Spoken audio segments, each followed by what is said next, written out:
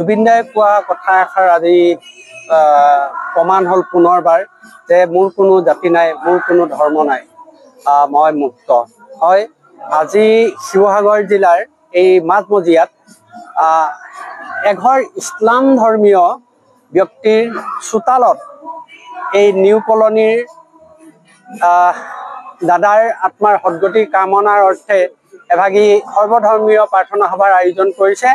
ইয়াত মই নিজেই থাকি দেখিলোঁ। অলপ দেৰি আগতে তেখেতসকলে ইয়াতে কোৰাণৰ পাঠ কৰিছে, তাৰ পৰা নাম কীৰ্তন কৰিছে, তাৰপিছত জিকিৰ পৰিৱেশন কৰিছে। কি যে এটা সুন্দৰ পৰিৱেশ! এই পৰিৱেশটো গঢ় লৈ দিয়া বৰষম গঢ়িবলৈ চেষ্টা কৰা মানুহজনেই হৈছে আমাৰ শ্ৰদ্ধাৰ হিয়াৰ আমঠু, অসমৰ গৌৰৱ আমাৰ জুবিন গাৰ্গ ডাঙৰীয়া। আজি এই পবিত্ৰ ক্ষণত, এই পবিত্ৰ স্থানত আজি যি কৰ্ম এই এখেতসকলে কাৰ্যসূচী যি অনুষ্ঠিত কৰিছে, মই আন্তৰিক ধন্যবাদ জ্ঞাপন কৰিছোঁ যে জুবিন দাই পুনৰবাৰ এটা প্ৰমাণ কৰি থৈ গ'ল যে জাতি আপুনি যিমানেই ডাঙৰ নহওক কিয়, আপুনি কাৰোবাৰ অন্তৰত আঘাত দি যিমানেই মন্দিৰ মছজিদ নাযাওক, কোনো লাভ নাই। গতিকে আমি যে কওঁ জুবিন দা ভগৱান, সেই কথাটো আজি পুনৰবাৰ প্ৰমাণ হ'ল এই স্থানত।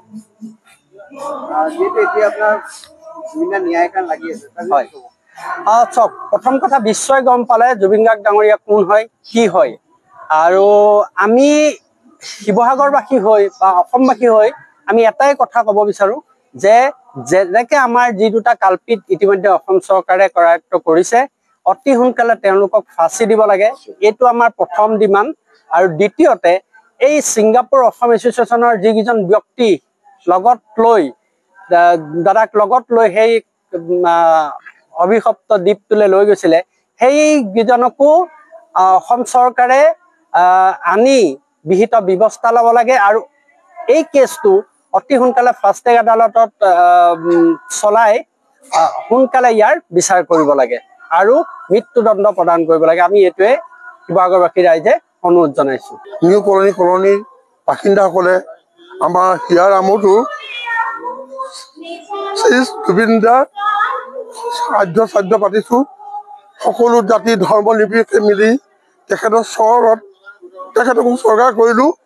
তেখেতক যেন ভগৱানে উচ্চ স্থানত ৰাখে আৰু তেওঁৰ যিখিনি কথা কৈ গ'ল সেইখিনি আমি অন্তৰত ৰাখিব লাগিব।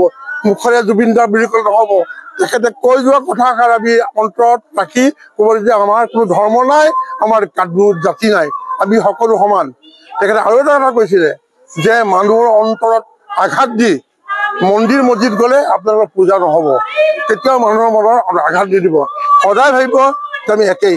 গতিকে মোৰ ক'বলগীয়া একো নাই, ক'ব পৰা নাই, মোৰ ভাল লগা নাই, সিহঁতে সামৰি পাৰিলোঁ।